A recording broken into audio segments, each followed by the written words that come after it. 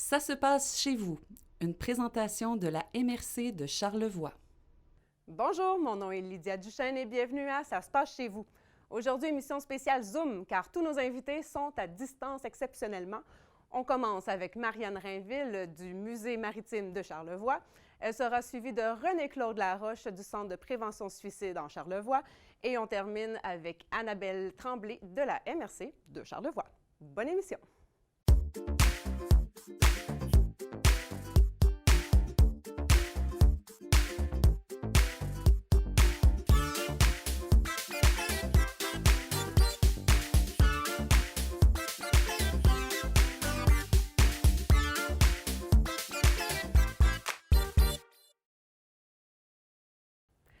Alors, commençons cette belle série d'entrevues à distance avec Mme Marianne Rainville du Musée de Charlevoix, Musée maritime, pardon, de Charlevoix. Bonjour, Mme Rainville. Bonjour, madame. Alors, Mme Rainville, tout d'abord, comment a été votre saison 2020 au Musée maritime? Bien, c'est très fun à dire, c'était la meilleure de notre vie. Alors donc, on n'a jamais autant eu de visiteurs. On a eu 12 000 visiteurs qui sont venus au musée, puis 15 000 visiteurs qui ont emprunté notre sentier dans la forêt marine. Et donc, on est très satisfait de la saison. Et on a eu ce record de visiteurs avec 7 semaines de moins d'exploitation. Quand même, hein? Donc un très bel été.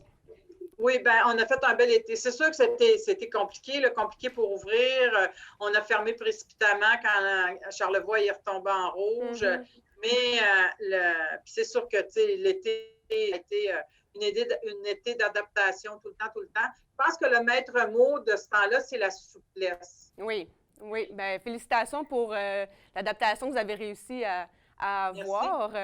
On espère que 2021 va être une autre bonne année. Il y a plusieurs projets. C'est une grosse année, 2021. Ben nous, c'est une grosse année, COVID ou pas, pandémie ou pas, c'est une grosse année parce que c'est le 75e anniversaire de fondation des Chantiers maritimes de Charlevoix, où est situé le musée qui, lui, fêtera son 40e anniversaire de fondation.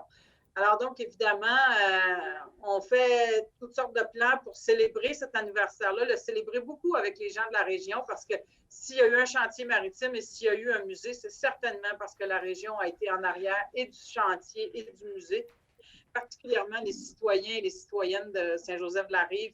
Hein, on sait que le chantier de Saint-Jo a été fondé par 20 actionnaires qui étaient tous du village de Saint-Joseph-de-la-Rive il y a 75 ans. Il y a une fierté qui est encore là au sein de la communauté. Il reste quelques membres encore vivants qui ont investi dans le chantier. Oui. Soit les personnes directes ou les conjointes, il nous en reste pas beaucoup, évidemment. Mais donc, ce chantier-là a été créé par 20 personnes, dont 4 femmes. On l'oublie souvent de le dire. Donc, 4 femmes qui ont investi chacun 1 000 $. Imaginez-vous, en 1946, il y avait des citoyens qui étaient capables de mettre 1 000 $ dans une compagnie pour se donner un lieu pour faire hiverner leurs goélettes puis les radouer aussi. Le chantier pouvait accueillir jusqu'à 28 goélettes. Wow. Et évidemment, là, on sait ce qui est arrivé avec les goélettes. Elles ont doucement périclité. À un moment donné, il n'y avait plus d'activité au chantier, plus du tout. Il y a un citoyen du village, J.A.Z. Desgagnés, qui a acheté les actionnaires.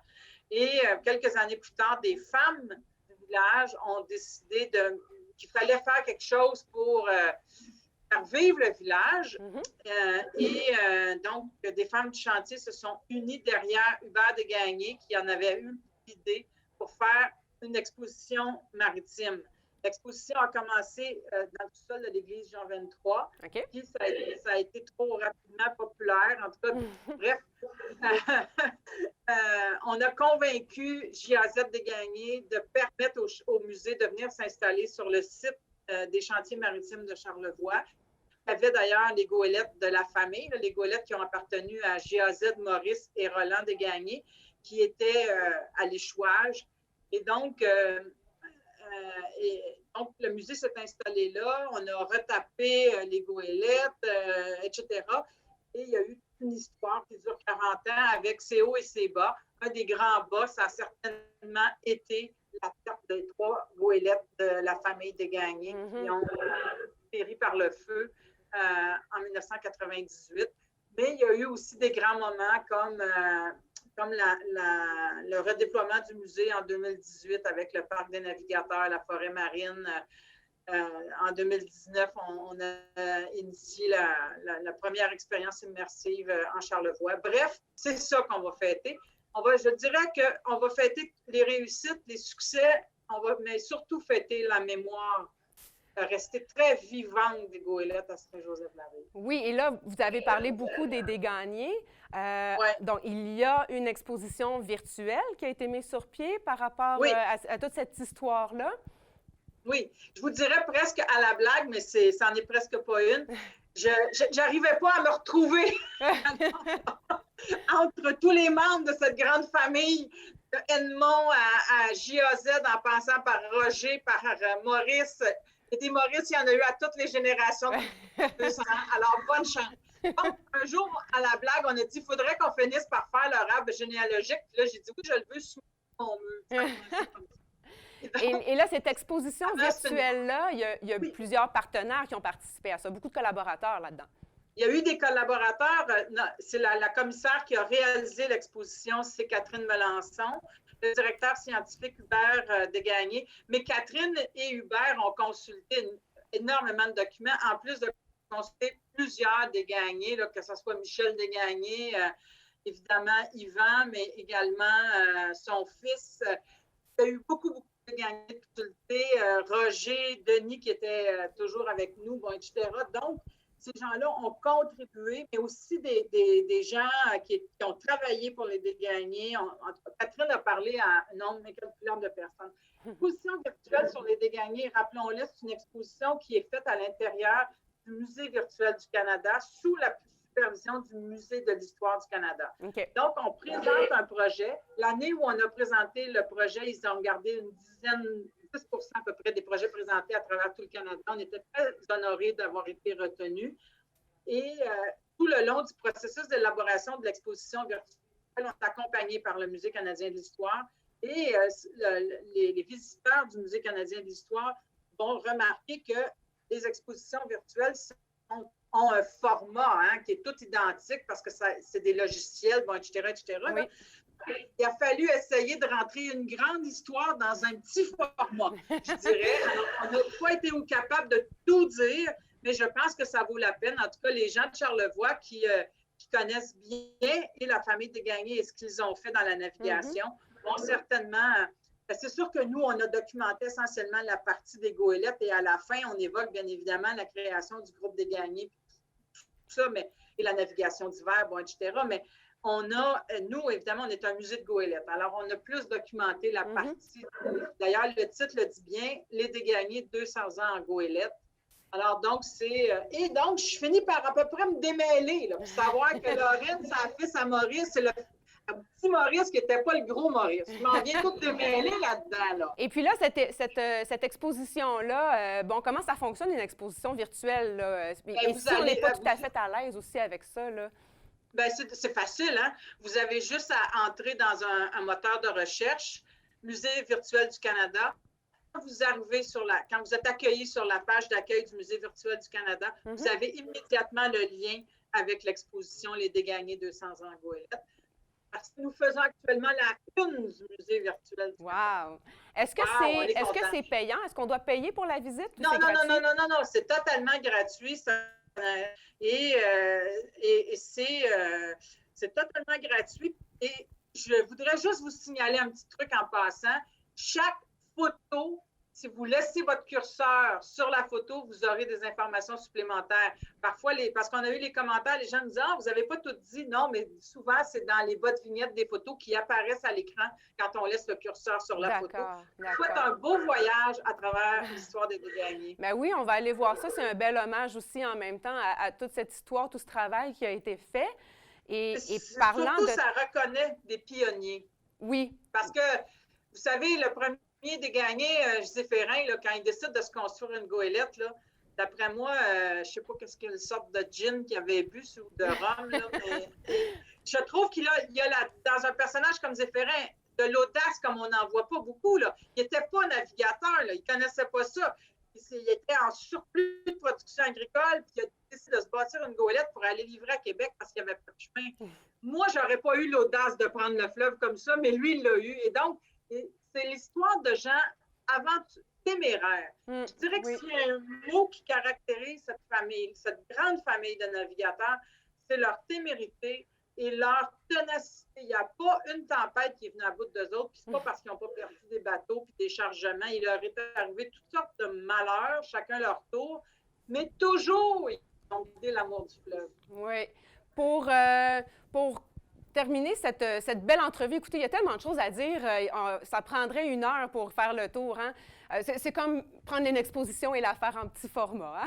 Oui, alors, parlons-en justement là, de ces goélettes-là. Donc là, combien de goélettes il reste? Dans quel état elles sont? Quels sont les enjeux de nos goélettes? Le musée maritime est propriétaire de 3 goélettes de bois, dont 2 sont des biens culturels revenus au patrimoine des biens culturels du Québec. Il y a aussi une autre goélette à l'île aux Coudres, mais disons que le musée maritime de Charlevoix est propriétaire des goélettes que le gouvernement a bien voulu garder. Elles sont en très mauvais état. Pour vous donner une image qui vaut 1000 mots, les fleurs des champs poussaient dans le pavois des 3 goélettes cet été. Alors donc, c'est sûr que quand le bois est assez pourri pour accueillir de la plantation, c'est que ça ne va pas bien.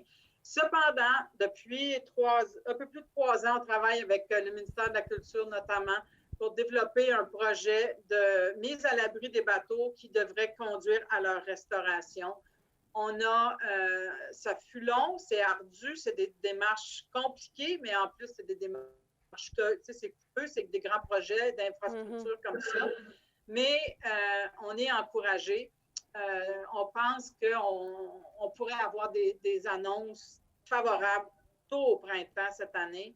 Et si ça arrive, qu'enfin on puisse protéger ces biens culturels québécois, ce sera beaucoup par la région.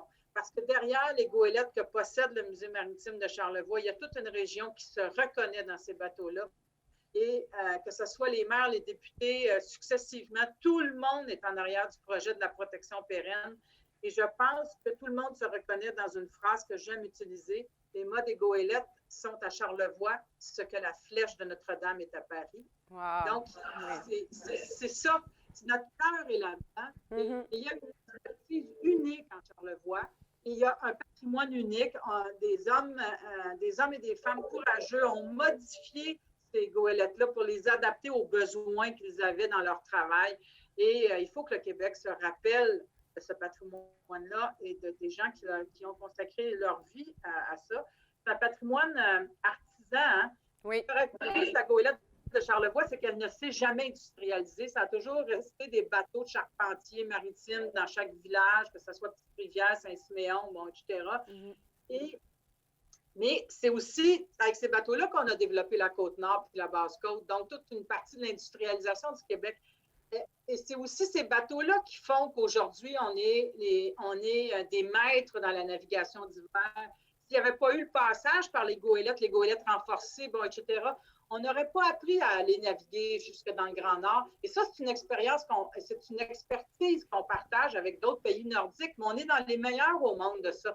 Et on le dit tout le temps, pour bien comprendre le présent, il faut connaître son histoire. Et l'histoire maritime du Québec passe inéluctablement par les goélettes. Et il faut les sauver. Oui.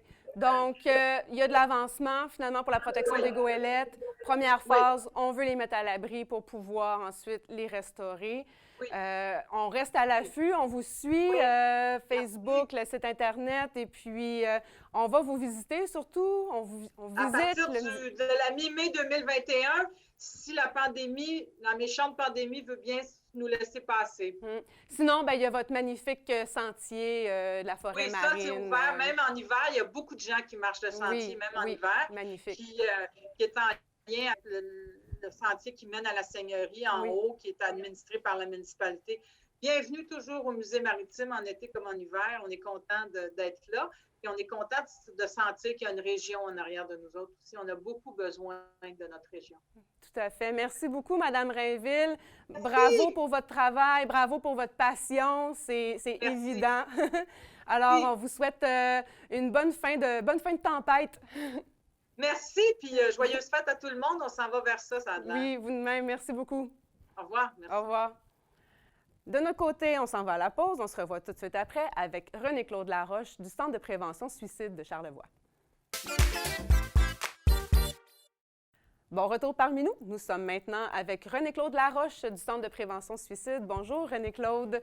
Bonjour Lydia. Alors, on est en novembre, en situation de pandémie. Certains vivent des confinements, d'autres non. On ne sait plus qui on a le droit de voir. Ça doit être lourd comme charge mentale pour plusieurs personnes. Déjà que novembre, d'habitude, n'est pas un mois facile. Ça ressemble à quoi, là, la situation de votre côté au Centre de prévention suicide? Oui, bien, évidemment, ce n'est pas une cachette pour personne, là. Les études sortent de plus en plus. Donc, le taux de détresse, le taux de détresse psychologique est en augmentation dans la population en général. Donc, ce n'est pas parce qu'on vit de la détresse psychologique que nécessairement on va avoir des idées ou des comportements suicidaires, mais évidemment, une augmentation de la détresse, on peut penser qu'il y a une augmentation de la demande. Donc, nous, de notre côté, la bonne nouvelle, il n'y a pas plus de décès par suicide, ça c'est clair. La demande d'aide, elle est par contre soutenue au Centre de prévention du suicide, elle est continue.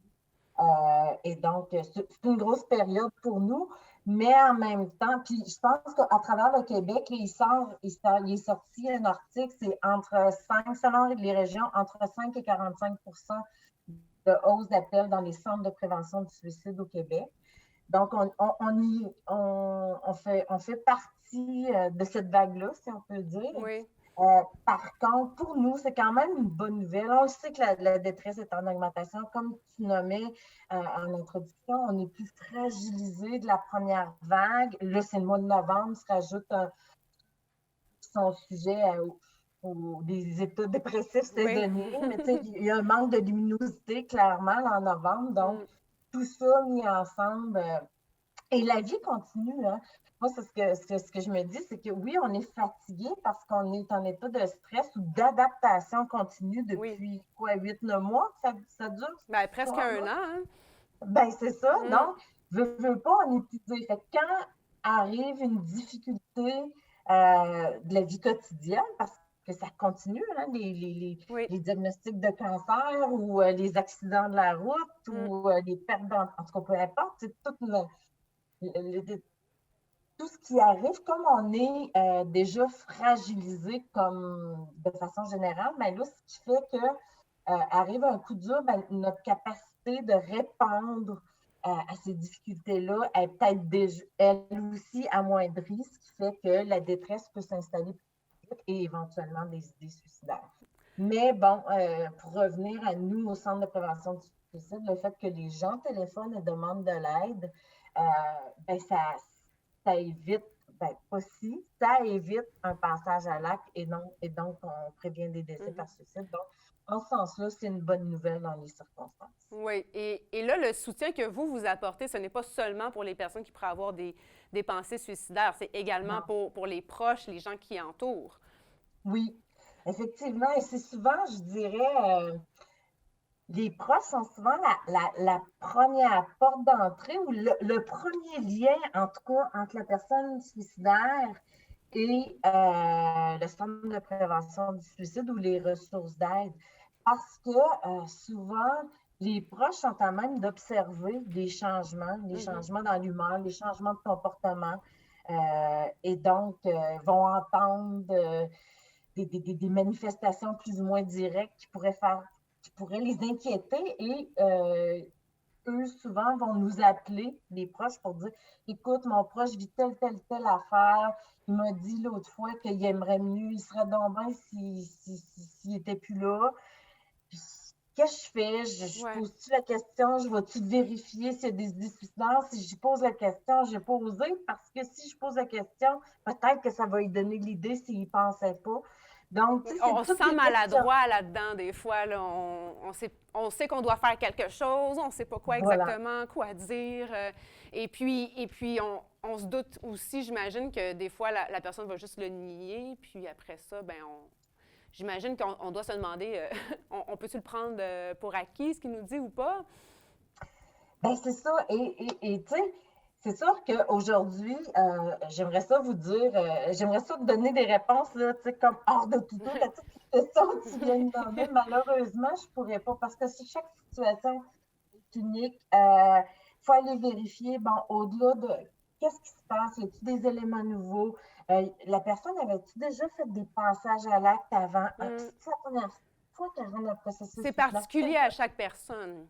Vraiment. Et donc, c'est pour ça que les proches qui nous appellent, on va les soutenir comment bien outiller ou aller vers leurs proches envers qui ils s'inquiètent. Mais aussi, les intervenantes chez nous ont en tête qu'elles doivent s'assurer, avec l'information que le proche a, est-ce qu'il y a une urgence d'agir ici maintenant? Parce qu'il faut toujours agir. Tu me nommais tantôt, quand la personne est suicidaire, ben oui, il faut poser un geste. Il faut aller vers, il faut aller vérifier. Oui. Parfois, on a le temps de prendre le temps, puis parfois, il faut agir et mettre la personne en sécurité ici maintenant. Donc, c'est pas parce que l'idée suicidaire, elle est là, qu'automatiquement, demain matin, elle est en danger de mourir. Donc dans le doute, on peut vous appeler pour avoir votre soutien et votre opinion. On va revenir sur une journée importante qui est passée récemment, donc le 21 novembre, qui était la journée des endeuillés par suicide. Oui. Donc, pourquoi une journée pour ce deuil particulièrement, celui-là? Ben, oui, c'est vrai, hein? Pourquoi une journée pour le deuil des endeuillés par suicide? En fait, je pense que... Moi, je pense que, je vous dis que, parce que, en fait, tous les deuils sont importants. On ne veut pas dire que le deuil par suicide est plus souffrant. Par contre, parce que la personne s'est enlevée la vie, hein, la nature, en fait, du deuil, le geste qui a été posé, amène peut-être une certaine particularité dans le processus de deuil qui va faire en sorte que je pense que, tu sais, on a tendance souvent, on voyait dans les groupes de deuil, de soutien, ça se vit pas de la même façon comme deuil. Il y a comme une dimension de plus. Effectivement, merci. Là, je cherchais mes mots, mais tu sais, ça se vit pas de la même façon. Puis c'est beaucoup de par la nature du geste qui a été posé. En fait, ce qui devient difficile, je pense, le plus difficile dans le processus de deuil, c'est toute la quête ou la recherche de sens. Il doit y avoir beaucoup de culpabilité qui se vit de la part des proches. Là. Il y a énormément de culpabilité. Il y a une recherche d'un coupable. Des fois, la recherche d'un coupable va être les autres. Bon, exemple, ce qu'on voit là, souvent, tu sais, il y a une rupture amoureuse, bien souvent, on va pointer la personne qui a quitté. Oui, si c'est lié à un drame particulier. Je ne dis pas que je suis en accord. Il n'y a pas de bon ou de mauvais coupable, mais souvent, on va chercher en fonction de ce qui s'est passé dans les derniers moments de vie. Ça peut être les autres. Mais comme tu nommais, ça peut être, et c'est souvent soi-même, parce qu'on se rend compte qu'il n'y en a pas d'autres coupables. Donc, s'il n'y a pas d'autres coupables, c'est que ça n'a tellement pas de sens, ce geste-là, que ça doit être moi. Ouais. Donc, tout dépendamment, c'était quoi la nature de ton lien avec la personne qui est décédée? C'est quoi les derniers moments que tu as eus avec? Tu sais, si vous vous êtes chicané puis qu'il a passé à l'acte. On reste accroché à ces petits moments négatifs-là, là, où partout, on est capable de se mettre en cause, finalement. Voilà. Puis, tu sais, souvent, les endeuillés, avec le recul, voient « Ah oui, ben c'est vrai. » Tu sais, quand il a dit telle affaire ou quand il a fait telle affaire, ça aurait dû me mettre la puce à l'oreille. C'est facile à dire après coup.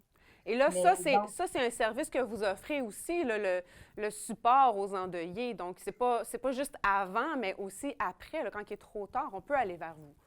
Effectivement. Ben, quand il est trop tard, oui, pour la personne qui était en détresse, qui était suicidaire, mais pour les endeuillés, parce que souvent, les endeuillés, c'est un processus de deuil qui peut être long, complexe, qui peut perdurer dans le temps, puis c'est correct. Il n'y a pas de temps minimum ou maximum pour faire son deuil. C'est un deuil qui peut être difficile, qui peut sur plusieurs années, en fait, je dis difficile. Mais par contre, on a du soutien au Centre de prévention du suicide, que ce soit du soutien ponctuel. Parfois, il y a des gens qui ont juste besoin, comme la journée des endeuillés qui est passée dernièrement, on avait envoyé des cartes à plusieurs. Et beaucoup nous ont appelés pour nous remercier, mais pour dire, écoute, ça m'a fait revivre certaines choses. Donc, prennent le temps, jasent un petit peu avec nous, puis oups, ils sont partis, ils n'ont plus besoin d'autres services. Parce que d'autres vont avoir besoin d'un accompagnement plus soutenu. On va vraiment adapter notre service en fonction des besoins de la personne endeuillée. Puis ce que je veux mentionner, puis souvent ce qu'on oublie, c'est peu importe à quand remonte le décès. Il y a des gens qui, ensuite un décès par suicide, nous, on fait des actions de postvention qu'on appelle. OK. Donc, on va faire une analyse et on va interpeller des gens qui sont touchés. Mais souvent, ces gens, pas souvent, mais parfois, ces gens-là vont accepter des services ici maintenant, parfois non. Et donc, parce qu'ils ne sont pas prêts, puis c'est correct comme ça, et parfois, ça peut prendre 7, 8, 9 ans, où là, oups, dans le processus de deuil, là, tout d'un coup, sont prêts à aller plus loin, puis quelque chose qui est souffrant pour eux et donc vont avoir besoin de soutien, d'accompagnement. Donc, il n'y a pas de temps maximum. C'est pas genre, si ton décès remonte à plus de 5 ans, tu n'auras pas de service chez Non, nous. non. Le deuil, il est là pareil, peu importe, Voilà. peu importe sa durée, sa forme. Oui, tout à fait. Si on a besoin de vous, bon, il y a plusieurs lignes d'appel qui existent au Québec. Ouais. Il y a le 811, l'info sociale, qu'on connaît bien parce que, bon, il est il est plus publicisé ces temps-ci, mais justement, il y a plus de demandes. Exactement. Donc, on pourrait se dire que si on a besoin d'aide en rapport avec des idées suicidaires ou un collègue qui aurait besoin de support, on peut aller directement avec vous pour un retour d'appel plus rapide, en fait. Bien, effectivement, c'est sûr que, merci de le préciser parce qu'effectivement, le 811, c'est un super de service, mais qui est sursollicité ces temps-ci. En fait, nous, c'est autant un service de première ligne pour la crise, mais aussi de suivi, donc de deuxième ligne. Mais on est vraiment au Centre de prévention du suicide spécialisé dans tout ce qui concerne la réalité du suicide. Donc, comme tu me mets, autant pour les personnes suicidaires, leurs proches et les personnes endeuillées par suicide, effectivement. Et c'est un numéro de téléphone, c'est le même pour tout le Québec, c'est ça? Il y a deux, je vais nuancer. Tu as la ligne 1-866-APPEL, donc le 1-866-277-3553, qui effectivement, c'est une ligne provinciale en prévention du suicide. Donc, selon d'où tu appelles, tu vas diriger au centre de prévention du suicide le plus proche. Si on fait le 1-866-APPEL en Charlevoix, ça s'en va au centre de prévention du suicide de Québec parce qu'eux, ils prennent le relais de nous la nuit. OK. Ah, la nuit, d'accord. Donc, pour nous rejoindre directement dans Charlevoix, c'est le 665-0096. C'est un seul numéro pour tout Charlevoix, là. Donc, le 665-0096. Et donc, vous nous appelez sur les heures normales de bureau et ça va nous faire plaisir là, de vous accompagner en fonction du besoin que vous avez. Merci. Donc, le numéro pour Charlevoix, là, comme vous avez dit, c'est sur les heures de bureau, mais pour une urgence, 1-866 appel, c'est 24/7, c'est ça? Voilà, c'est ça, c'est accessible en tout temps. D'accord. Alors, on en profite pour rappeler aux gens de ne pas hésiter à appeler si jamais vous vous sentez en détresse ou si vous croyez qu'un de vos proches l'est. Merci beaucoup. Excuse-moi, je suis tendance. Merci beaucoup, René-Claude. Merci beaucoup. On va vous souhaiter un beau temps des fêtes, encore une période importante aussi chez vous, j'imagine. Donc, bon travail. Merci pour ce que vous faites et puis bon temps des fêtes. Bien, merci. Bon temps des fêtes à vous aussi. Puis merci de toujours nous laisser cette tribune-là pour pouvoir rejoindre les gens directement chez eux. C'est très apprécié. Merci beaucoup. Merci. Au revoir. Merci. Donc, nous, on s'en va à une autre petite pause et on revient avec Annabelle Tremblay de la MRC de Charlevoix qui a un beau projet à nous présenter. Rebonjour à tous. On termine cette émission avec Annabelle Tremblay qui est avec nous de la MRC de Charlevoix. Bonjour Annabelle. Allô, ça va bien? Ben oui, toi-même. Oui, merci. Alors, il y a plein de belles initiatives du côté de la MRC là, pour encourager l'achat local. Parlons de cette première qui est déjà un succès, qui est Charlevoix Fort. Exactement. Notre mouvement d'achat local qui a été fait, là, je vous dirais, en coup de vent, c'est-à-dire que le comité s'est rejoint il y a quelques semaines à peine, je vous dirais même un mois et demi. Puis, il y a 14 partenaires qui se sont mobilisés pour, en fait, là, promouvoir l'achat local, faire en sorte qu'il y ait des investissements puis que les gens dépensent dans notre région cette année pour le temps des fêtes. Et puis, ces partenaires-là, c'était quoi leur implication pour la réussite là, de ce projet-là? Bien, 14 partenaires, c'est pas rien quand même. C'est tout Charlevoix qui s'est investi dans ce projet-là.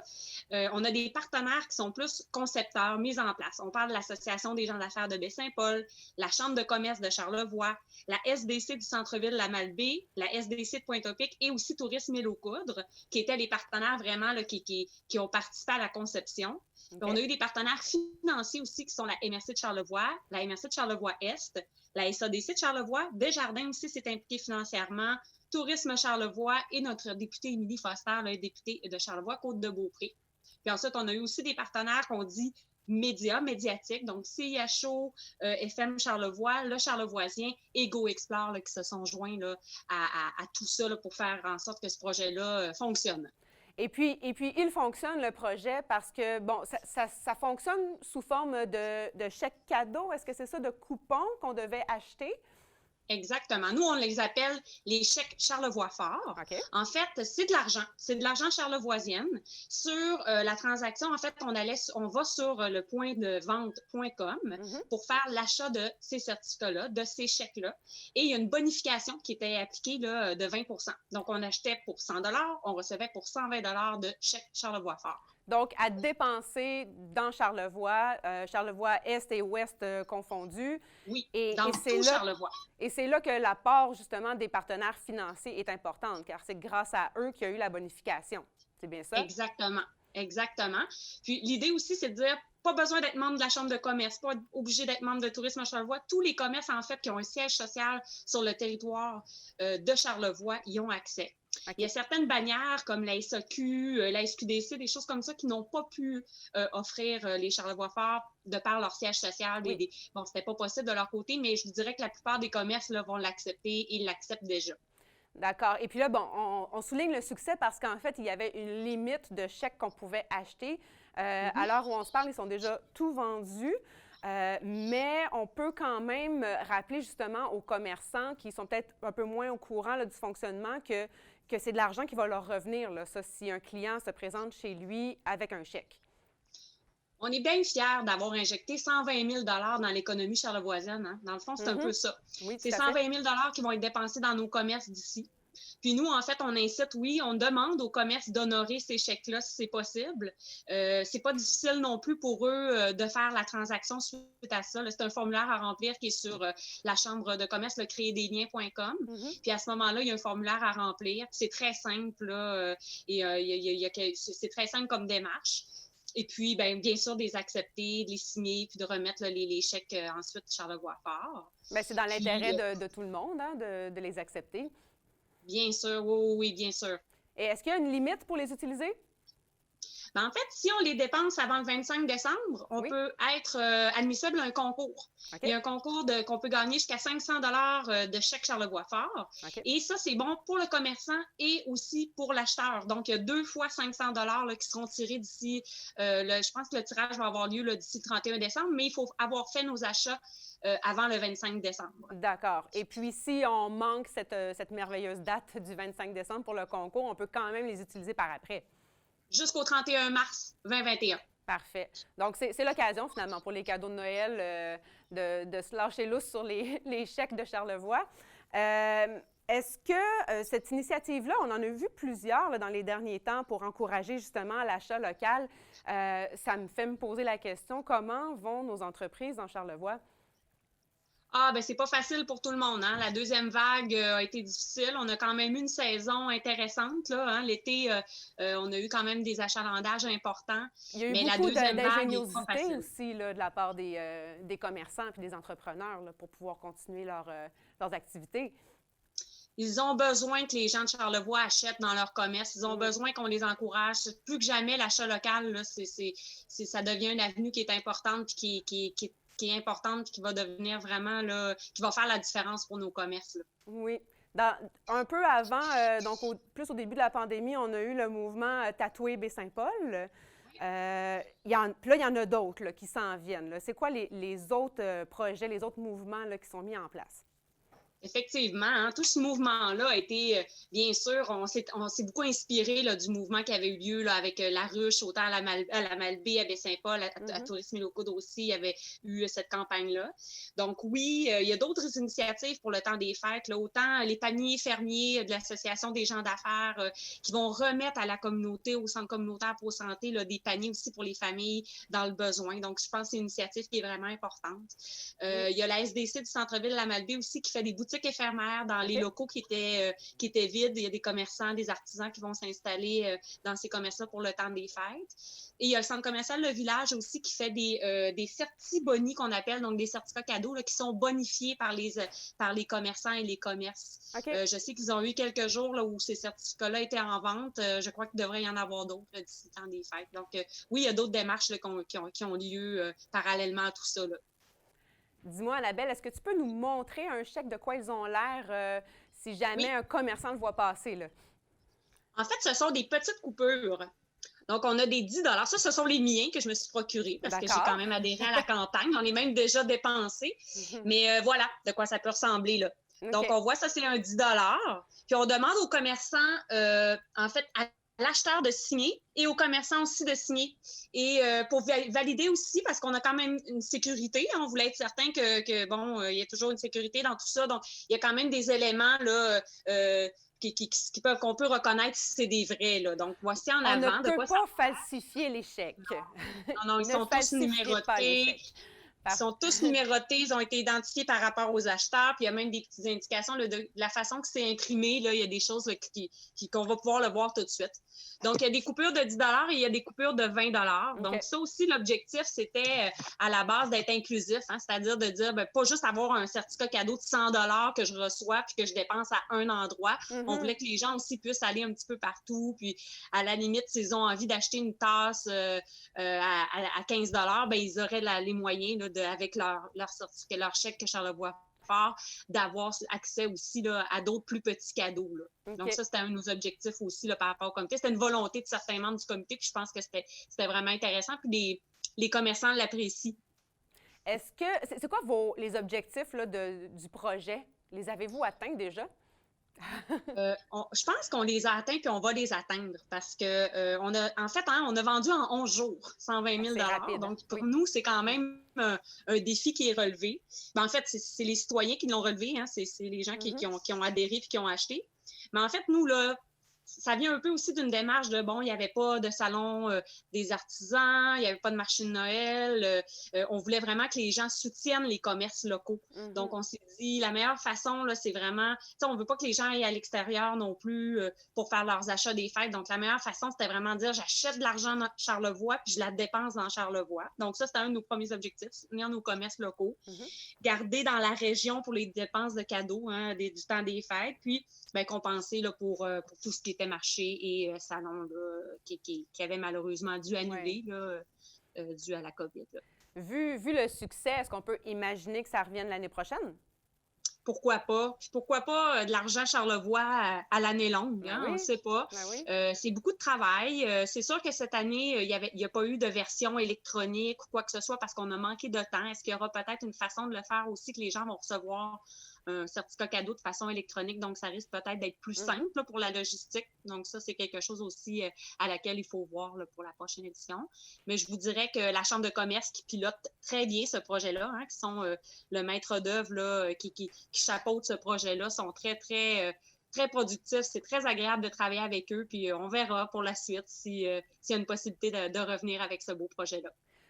Oui, bien, merci en tout cas pour la rapidité avec laquelle ça a été conçu, monté. Bravo à tous ceux qui ont travaillé là-dessus. On va remercier encore une fois les partenaires dans l'organisation et partenaires financiers parce que ça reste que sans eux, ça n'aurait juste pas pu fonctionner. Le concept n'était pas là. Merci Annabelle. Et puis, on termine en soulignant l'achat local, l'importance de l'achat local. Exactement. Puis, tu sais, j'aime bien l'idée, Lydia, que tu dis qu'on a travaillé fort, le comité, mais, tu sais, on le voit que Charlevoix, on est Charlevoix fort quand même, hein, d'avoir 14 personnes qui s'assoient autour de la table, d'avoir des réponses rapidement, d'avoir des partenaires qui se greffaient. Les choses se faisaient vraiment rapidement. Donc, je pense que Charlevoix, là, on est chanceux d'avoir des partenaires, des intervenants aussi impliqués dans notre milieu, là. Puis, je pense que c'est une grande force qu'on a dans la région. Oui, ça ne manque pas d'idées. Ça manque pas d'idées ni de débrouillardise. Tu as bien raison. Effectivement. On doit être fiers de ça. Puis oui, pensons local, mais dépensons local aussi. Là, je pense que c'est là-dessus qu'on pourrait terminer en disant allez encourager nos commerces. Je pense que plus que jamais, là, c'est le temps de le faire. Soyons fiers. Exact. Merci beaucoup, Annabelle. Ça me fait je te souhaite un bon temps des fêtes. Vous autres aussi. Du bon magasinage. Oui, j'ai déjà dans commencé. Les commerces de la région. Merci Bonne beaucoup. journée. Merci. Bye-bye. Merci à vous aussi à la maison. On se dit à la prochaine pour une prochaine émission de Ça se passe chez vous.